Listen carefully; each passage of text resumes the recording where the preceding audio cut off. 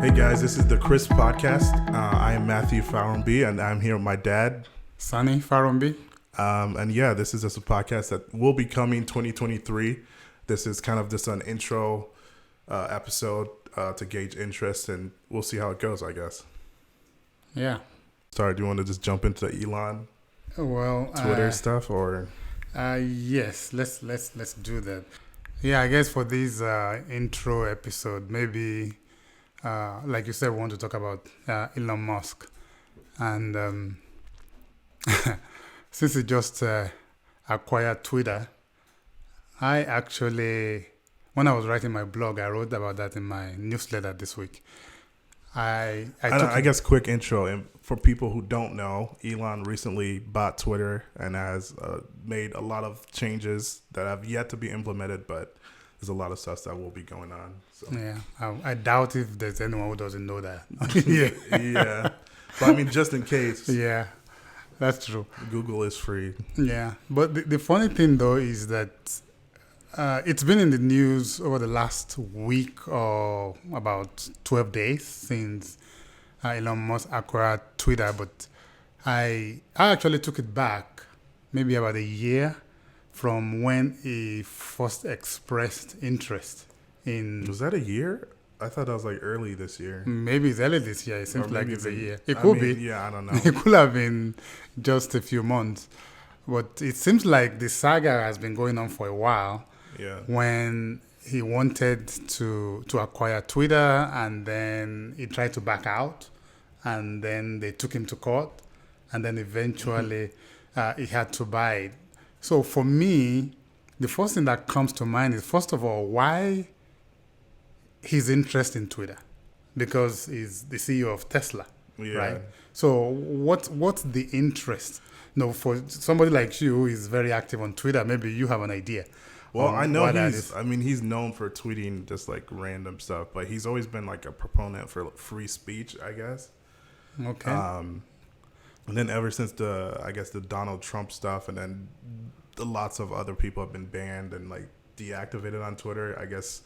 And with the election stuff coming up too, I think he's one of those people that's like, free speech should be implemented into Twitter. Well, which is funny because I also heard that he's owned Twitter for like maybe a week now, I think. Yes. But I've heard that he's been banning people. Yeah. Actually, I was going to get to that. I wanted to start from the beginning because it looks like... I mean, we can jump around. Yeah, Yeah, sure. It looks like what he said he wanted to achieve with Twitter in less than 2 weeks of him now being the sole owner of Twitter, it doesn't look like it's walking his talk, at least to me. So maybe, like you said, he wanted free speech. That was his desire. But I don't think he did his due diligence in wanting to acquire Twitter. And it surprised me because as the CEO of a big company like Tesla, I would think that when you are a leader at that level, that you'll be able to do some due diligence when you want to acquire another organization, especially for 44 billion, which many people actually, I heard, said it was an overpayment, that he overpaid for Twitter. So when he said he wanted to, and then he tried to pull out, something told me that he probably found something that he didn't like, and then he tried to pull out, and then Twitter sued him. Yeah, I know Twitter has been, as far as I know, has been losing money for a while. Also, I think I saw something that it was Jack Dorsey. The co-founder. Yeah, one of the co-founders. Because also going back to the layoffs, because he laid off like, what was it? About half. Yeah, 50% or 60% of the company. Mm-hmm. Jack Dorsey put out like a statement or tweet or something that said that he takes some of the blame for that, for scaling Twitter too quickly, which I thought was just kind of weird, because why would he even say anything, even if he did? No, I agree, but I will tell you this: I will give Dorsey some credit in owning that. in owning something. And to be honest with you, that's something I'm not seeing with Musk. Because I think a lot of things that's happened in less than 2 weeks of his acquisition that is blaming people. For example, for laying off about 3,700 people, about half of the employees at Twitter, he said it's because revenue has been going down because advertisers have been, Have been pausing pulling, yeah. or pulling their ads, and then he blamed it on pressure from activists, the people he called activists, on the advertisers. Now, to me, I would think that somebody, once again, a leader, I look on the leadership side of things, a leader of that caliber will be able to look inwards and see what is he doing or what has he done that could be contributing to what's spoken the advertisers. But it doesn't seem to do that. It's blaming the activists. Here comes Jack Dorsey, who no longer is part of Twitter, now saying he scaled quickly. But that's something that Elon Musk should have found out. He should have known, I'm sure, as part of the discovery process. He should have known how many employees are there and what are they doing. And I don't know, you probably had this already also. 2 days after he laid them off, he's asking some of them to come back because he found out that some of the content moderation people, they are needed. Yeah. Now he's asking them to come back. I wonder, I've not heard anything about whether those people are agreeing to come back or not. I mean, I probably wouldn't unless they have signed something that says that you can't be laid off within the next 5 years or something like that. I don't know. Yeah, some kind of agreement that says if I'm coming back. Because something like that, with how Elon, he could lay them off a month or two later and be like, oh, well, actually, we don't need you anymore. It's probably, that's very likely. And that's one of the things, to be honest with you, I'm surprised how successful he's been because of his erratic, at least from what I've seen, what we've seen in public, his erratic behavior.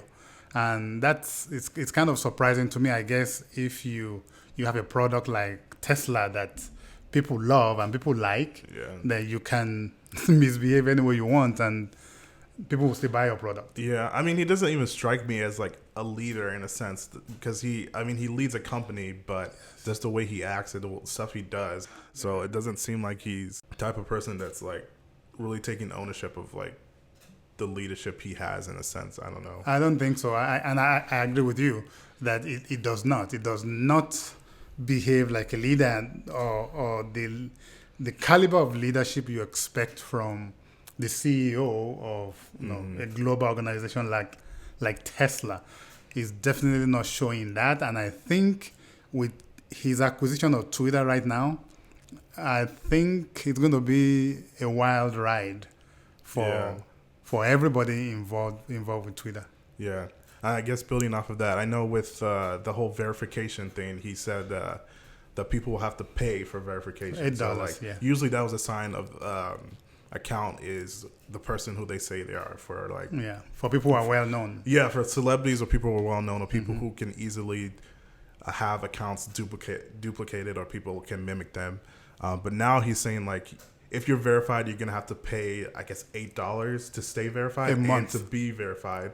And the way he put it, it's anyone can be verified now. Yeah. And then if you're not verified, basically your tweets are not going to be pushed out as much. And then I saw a clip of a video which almost says that if you're not verified, even people who follow you might not even see your tweets. Oh. Which is I don't get how that's... So that means you are paying. So the verification means you're actually paying for other people to see your tweets. Yeah, you're basically paying to use Twitter to its full potential in a way. That's interesting. Doesn't even make sense. That's interesting. But I've been hearing also that there's a lot of people, high profile people, who have been quitting Twitter. Yeah, I mean, earlier today I saw that I think it was 1.4 million people have either deleted their account or stopped using Twitter already. Within the last probably week or less. Well, since he came on as CEO. Since all the stuff he's been saying. And even leading up to that, going back to like the employee side of stuff for Twitter, I also heard like all the employees have been forced or like encouraged to like work 80+ hour weeks to implement like all the changes he's been wanting That to he make wants so them to do. quickly.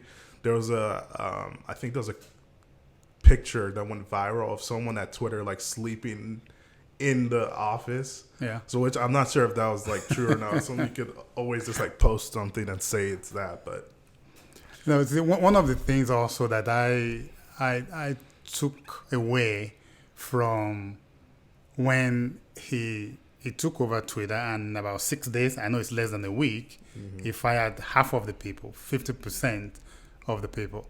And going back to the leadership piece that I was talking about earlier, no, not being a leader, a true leader will be able to know the impact of that decision on the people that are left behind, not just the people that you're asking to go, the people that will be left behind.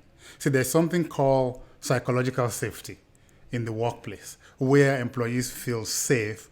They feel that they can say what's in their mind, at least within the bounds of decency. They can share ideas. That's how innovation and new ideas come into the organization. yeah. So if suddenly about half of the people are gone, the other half left behind, what do you expect that they will be thinking? How would they Yeah. be feeling about their jobs? They would think, okay, it could be me tomorrow, it could be me next month. Before you know it, engagement levels will go down. People will not be as involved, as engaged, as productive as you want them to be, especially for him coming in and wanting to implement all kind of changes. There's a lot of work that needs to be done, but then you are kind of pulling the rugs of psychological safety from under the feet of the people who are left behind. Yeah. So they don't even have their minds to be able to be free to do what they need to do.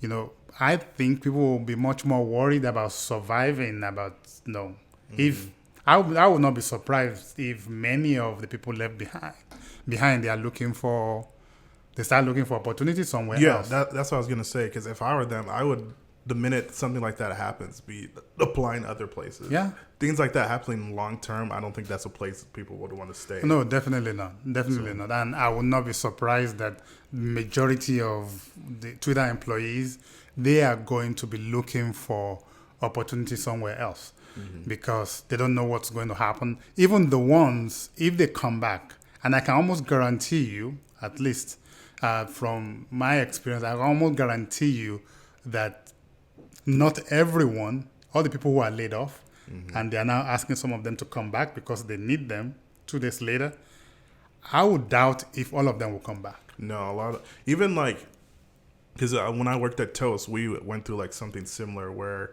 during COVID, they laid off like 40 or 45% of the people, and then they later realized that they laid off too many people, so they asked a lot of people to come back. I knew a lot of people who said, no, I'm not going to come back to a company that laid me off, which I mean, I get it, and especially if they already found a new opportunity already, you're not going to go back just to go back, of course. So, and the funny thing is that you even be surprised that there may be some people, even if they don't have another job yet, those who are laid off, if they do not have any other opportunities yet, they may just not want to go back to that kind of environment. Yeah. Because that's the culture. I can just imagine that the culture in the place in Twitter right now will be a very toxic one. That's what the way I would say it, and all of it because the man who owns Twitter now, instead of being a public company, now is a private company owned by one person. Is very erratic in his behaviors, and that's the thing. I would doubt how many people will want to continue to work in a place where one man has the sole decision-making power. And that man is known to be very erratic. I'm sure, well, it's Twitter. They have probably seen many of his tweets and behaviors over the years Right. on Twitter. So they may be able to see, and decide, I don't know if I want to stay here. I also saw a report, even this one from the Tesla side. I didn't even know that was going on before, but I think there was a judge who made a ruling earlier today in a court case that it's either a Tesla employee or a stockholder in Tesla brought about suing Elon Musk and the board about Elon Musk's compensation package, that they are giving him too much. They are paying him too much for working only, if I will remember, only 3 days a week. That is only, according to the contract, is only required to work maybe Tuesdays, Wednesdays, and Fridays. I'm not sure, but 3 days a week. Yeah. And I know the board came out and said, well, as the CEO is there for the ideas and meeting targets. Doesn't have to work every day. But this person, who once again I'm not sure if he's a Tesla employee or a stockholder, he has some stake in Tesla, took them to court. Took them to court and said he should not be paid that much.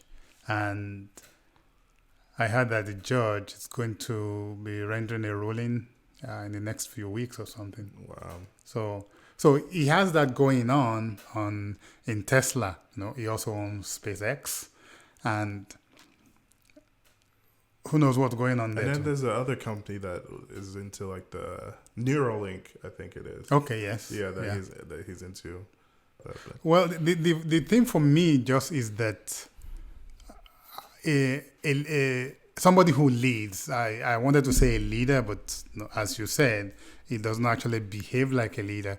But somebody who leads a publicly traded company like Tesla, you would think there will be enough experience. He will have been around enough seasoned executives for years that at least maybe some things will have rubbed off on him, even if he's erratic by nature, in the way that you lead big organizations. But it doesn't seem that some people learn. Some people just don't. We don't learn. We don't grow, and it's really unfortunate.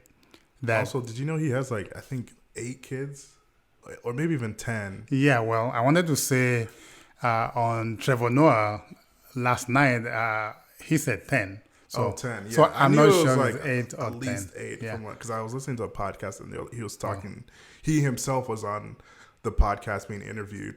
And he was talking about how we need like repopulate the earth or something. Everyone should have lots of kids and all this stuff. So that's his goal. I mean, he's trying to do that. So it's not like it's. Well, here's the thing. I guess he has a lot of money.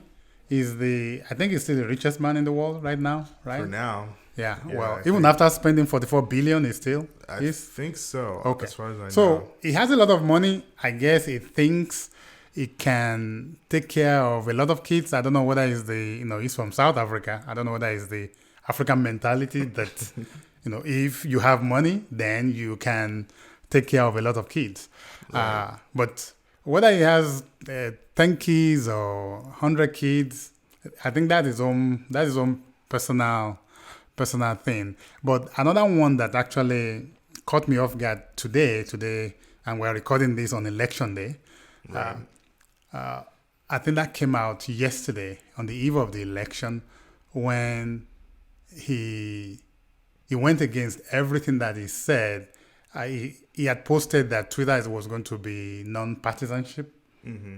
And then he tweeted that people should vote Republican. Encourage people to vote Republican. To vote Republican. And I don't know, have you seen any kind of backlash on Twitter on that? I think...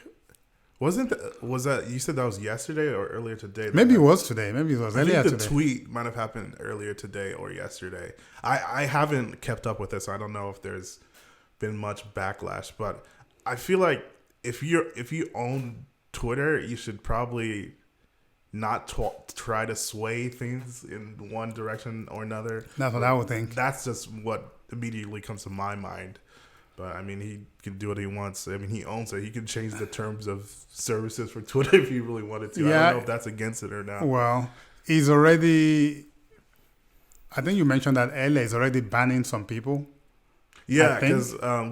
because I remember there was a screenshot of a tweet he said that like it's like if I own Twitter, free speech would be encouraged or something like that. And then there's a different screenshot of like all these people who've been banned for like not even anything crazy, just like saying like funny things or they've been people. Some people have been changing their name to Elon Elon Musk, Musk I saw and that. then tweeting stuff. Yeah. And then all those people have basically been banned because they said it has to have the name parody in the either the name or the bio. I don't remember Yes, something like which that. one, but yeah, that just doesn't really make sense. It's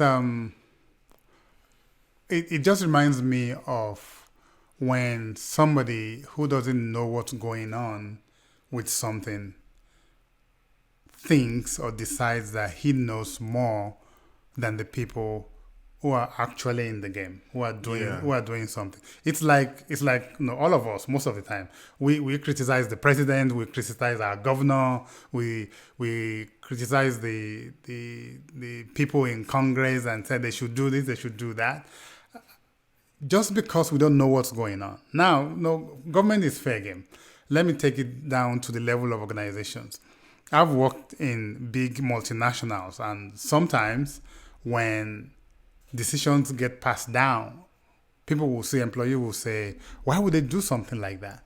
They should have done that. They should have done this. But one of the things I have learned is that before you can make that kind of judgment, you have to know what's going on behind the scenes. You are not privy to all the information that those people have, why they make those decisions. But we tend to look at the decisions on the surface and we kind of impugn their character. We say it's because they have some kind of character flaw or ulterior motive. That's why they did something, thinking that if we are in that position, we will do differently. But we do that not knowing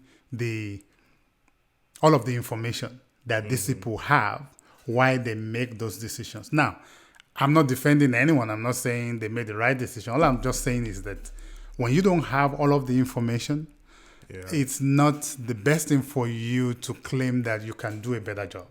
And to bring that to what we are talking about, I'm wondering if that's what happened with this Twitter thing with Elon Musk. Yeah. Because he thought, I could do better. I can do better when he was on the outside. Right. And because he has the pool, he has the money, he has the means to make that happen, 44 billion of them, and he took over the company. Now he's suddenly realizing that it may not be the way he seems. Because, first of all, the advertisers, if you go back to them again, he felt he could continue to do what he was doing, continue to say what he was saying, what he was tweeting on Twitter, and all the advertisers will still stay. But I think many of the advertisers were spooked by a lot of things that he said. Where, for example, you said, one of the things he said about free speech. Yeah. And for a company, if you look at Twitter over the last 4 or 5 years, especially from the last election, for a company that has been grappling with, what do you call it? Misinformation.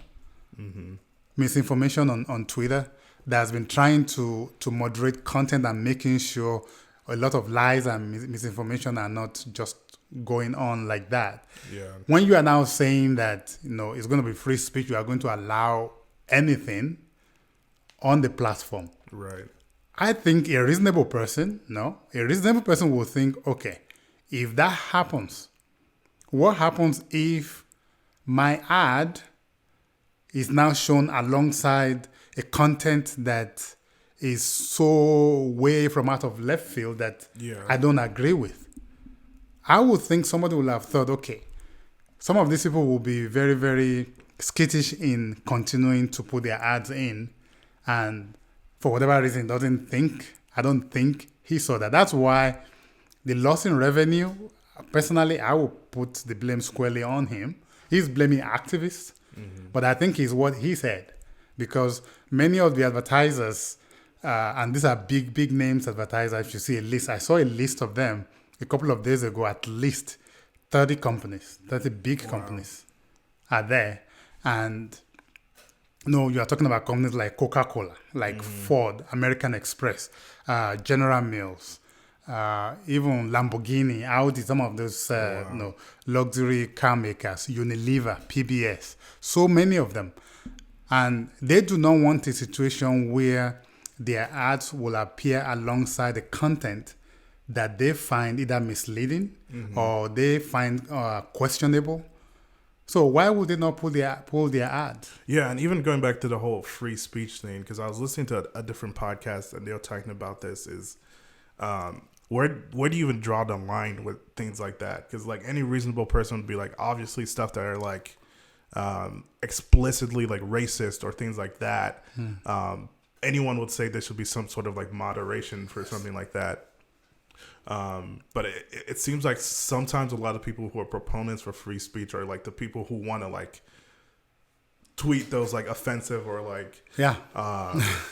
push the boundaries in certain things. I know with politics nowadays, it can go either way. Sometimes people say certain things and it's interpreted different ways, but it's I'm interested to hear what you think about like things like how, like where do you draw the line with free speech? How do you think that should be Well, implemented in a see, here's the thing. I'm sure you've heard me say this before. That, and I know maybe many of our listeners may not even agree with this. We talk about America being the land of liberty. There's liberty, there's freedom. I think, yes, freedom is a good thing. But I think that some people are taking advantage of that freedom and they're taking it out to some ridiculous extent. yeah. And that's what will happen if you are saying it's just liberty, is just freedom, it's just free speech. First Amendment rights. People have the right to say whatever they want. But where does free speech end and lies and untruth and Yeah, misinformation basically like where does begins? free speech cross the line that becomes like hate speech or things like that? Yeah, yeah, definitely, and that is the problem. That is the problem that with the advent of social media, that's what we are dealing with. A lot of the things that people will have been thinking in their heads before. They think in their heads, but they do not have a public forum to express them. Where, if you have to, it's that you are talking to your buddy or you have to write a letter or something like that. But now, with the advent of social media and smartphones and everything, it's easy. Something pops into somebody's head, they just tweet about it or they post it on Facebook. I remember when, whether it was Facebook or Instagram or I don't know which one of them, during the early days, where, because people still do that today, where people would take a picture of their food and tweet about it Yeah. or send it. And I used to think, okay, who cares? Who cares what you are eating for lunch or what you are eating for? Why do I want to Do see it for the gram. exactly? Why do I want to see what you are eating for whatever it is? And what I have The found out, phone even eats first. yeah, what I found out is this: even today, random thoughts that are just going through people's heads that, to be honest with you, I don't think other people need to know about. But just because they have the medium available, they will just quickly either tweet it or put it on Facebook. Yeah, and also I was just thinking about this. I mean, this is like this, not just with Twitter, but with any social media, is that people who are like have a certain belief system or is hateful belief system rather, and they're tweeting certain things, are gonna find like-minded people in that sense, Oh, of course. and that's just gonna create this whole another thing of snowball effect of just like bigger and bigger. Definitely, and bigger. definitely. See, when you have some what you can call crazy ideas or crazy thoughts that you may not want to express normally, but when you now have a medium that allows you to express them, of course, it will attract people of like minds. It will attract other people who will have been thinking similar things. Maybe they were not even bold enough. They didn't have the courage to say them out. But when they see somebody else saying it out, they say, "Oh, I guess it's okay. I have a buddy or a companion or somebody that have sympathetic views, and before you know it, they can coalesce and they can come together and they can begin. And like you said, it will begin to snowball from there. Right. So it's a very, very delicate thing. You know, you're asking about free speech and how it devolved into hate speech. I definitely think freedom of speech is a good thing, but I think that's what I'm saying. Maybe many of our listeners may not even agree with this. I think because of what we are seeing, because of the way some people will take it, because some people will test the boundary. They will push the envelope and test the boundary of what they can say and get away with. Because of that, there has to be some kind of moderation. There has to be some kind of, for lack of a better term, ethical police that will come in and say, no, you cannot do this. You cannot say that, and really hold people accountable. That's why we have libel laws, for example. Libel, somebody says something that is not true about somebody else. Yeah. You can sue them. You can sue them. But I'm even surprised these days because I don't know how the libel laws kind of translate to social media. Social media because I don't know. Because the way we've been going with people just saying a lot of things, saying a lot of untruth and information that is incorrect, and they stand by it and nothing is happening to them. Sometimes it scares me. It scares me to see where we are going to be in about, 10 years, another 10 years. Yeah. And see where things will be. Yeah. Also, I know the whole thing with Twitter previously was like, I know Twitter leans to the left, at least previously. And with free speech, people were getting mad about people on the right getting banned and things like that. And I never think opposing beliefs in a sense should be banned for just opposing someone else. But at the same time, yeah, sometimes some of the people to the far right are having these crazy things said. Yeah. And then also the people to the left. To the far left too. Also have these things that they say and always just weird. But I think it's both sides. It is you find in a spectrum of human beings, especially here in this country where there's so much polarization about the left and the right, the Republican and the Democrats. You find people on the fringes, on the extreme ends of both. Those who, no matter how much great argument is coming from the other side, they are not going to move an inch. They are not going to change their position because... If anything, sometimes it just pushes them further to the other side. No, it does. Most of the time, it does. Yeah. And unfortunately, actually, that has been around for a while, but I think over the last 5-6 years, we've seen that a lot more, where people just seem to be so much entrenched in what they are holding on to, not even trying to hear other people out. People cannot reason out ideas, hash out ideas, or even debate ideas to look at the points. I think the mark of somebody who has wisdom, the mark of somebody who is thinking, is being able to accept somebody else, somebody you don't agree with, maybe philosophically, to be able to see their point and say, you make a good point. I also think it just comes back to this self-awareness too, because it's sometimes I have to think, wait, am I the smartest person in the world? No. Yeah. So obviously someone who may or may not be smarter than me might have a different opinion on something or have something to say on something else. And if I don't believe that I'm the smartest person in the world, I'm usually going to be one to at least listen to what they have to say. You want to listen, and that's a good point. And I will add to this. I will add that this to what you just said. That even if I believe I'm the smartest person, because sometimes when it comes, we are engineers, right? I've worked with a lot of engineers in my life, and I know sometimes we think we are the smartest people in the room. It comes with our training or with the job, something like that. But I have also seen the best of us are the people.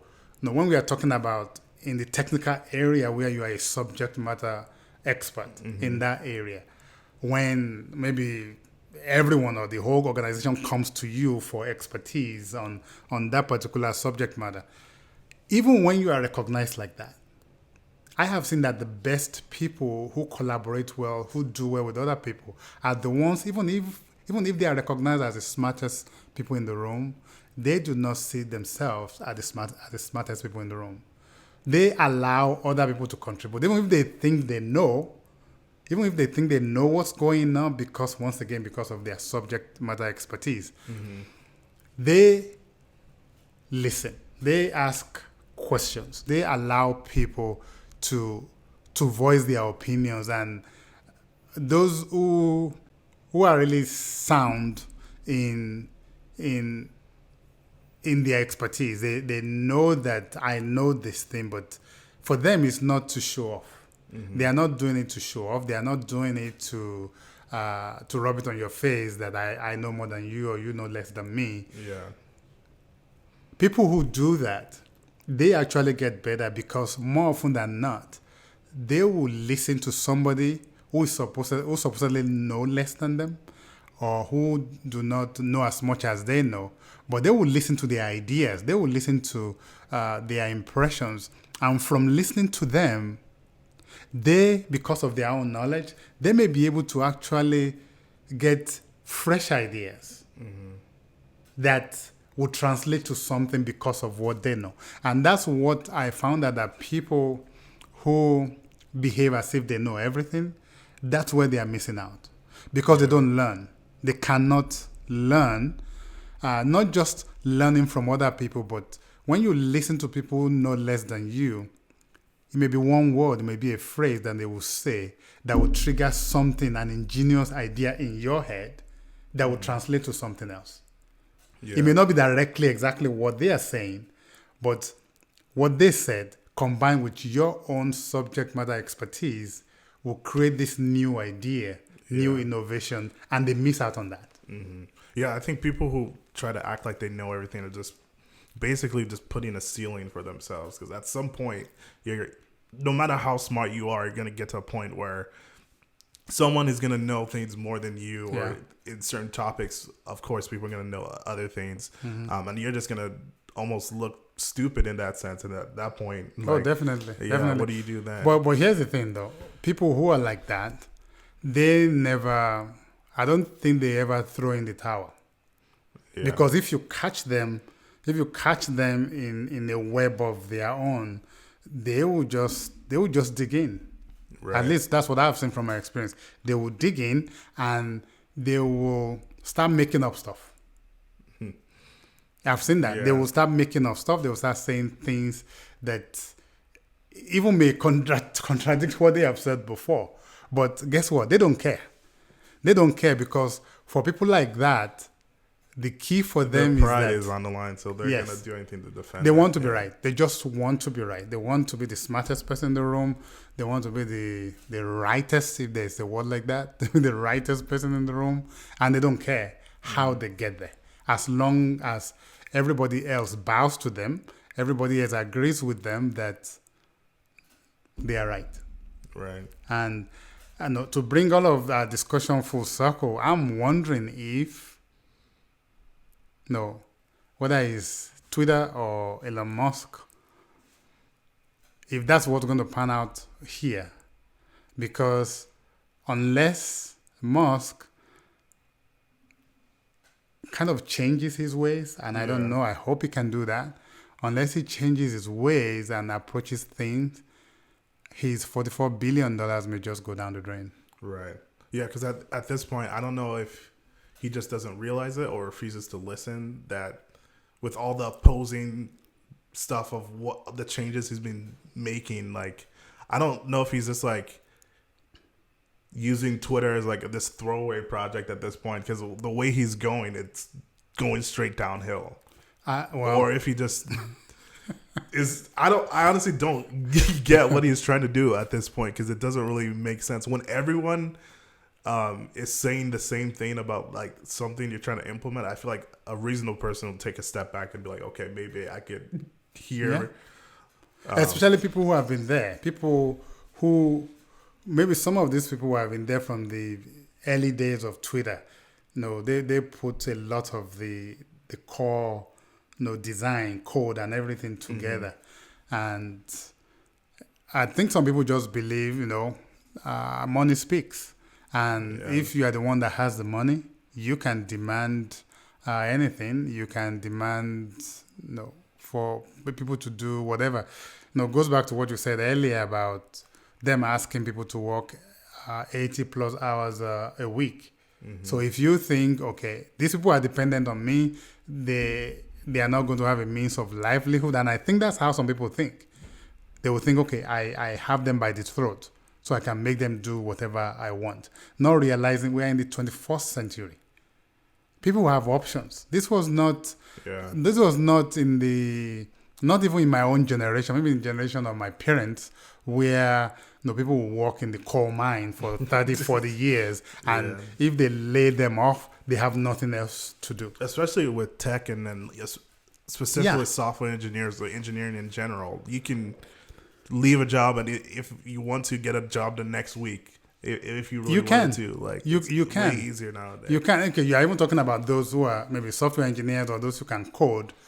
Here's the funny thing.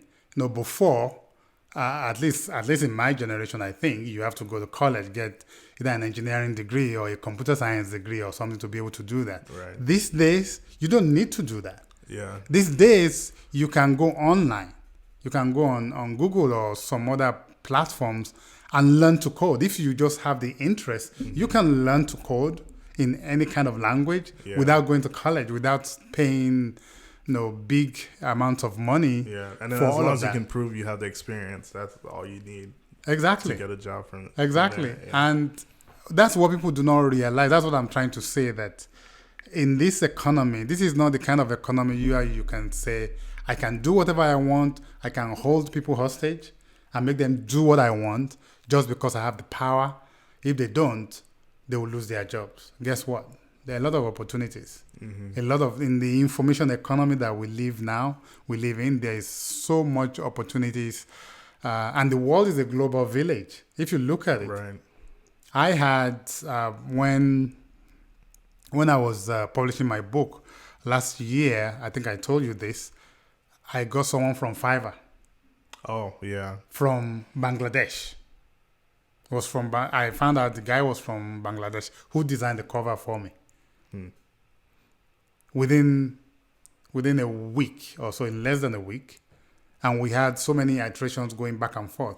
He did everything. I've not met him, but with the information economy, people can work on any job from anywhere in the world. Right. You don't have to be physically present, and people can do a lot of things. So if someone thinks I can hold my people hostage because I think they need this job, guess what? You have to think again, because they can quit the job just like that and go find something else as quick as possible. Which I think is definitely more of a positive thing, because that's forcing a lot of employers now to rethink like certain benefits or the way they treat a lot of employers. Definitely. Which I think we've talked enough for this. So we'll go ahead and end it here. Again, guys, this has been Chris, the podcast.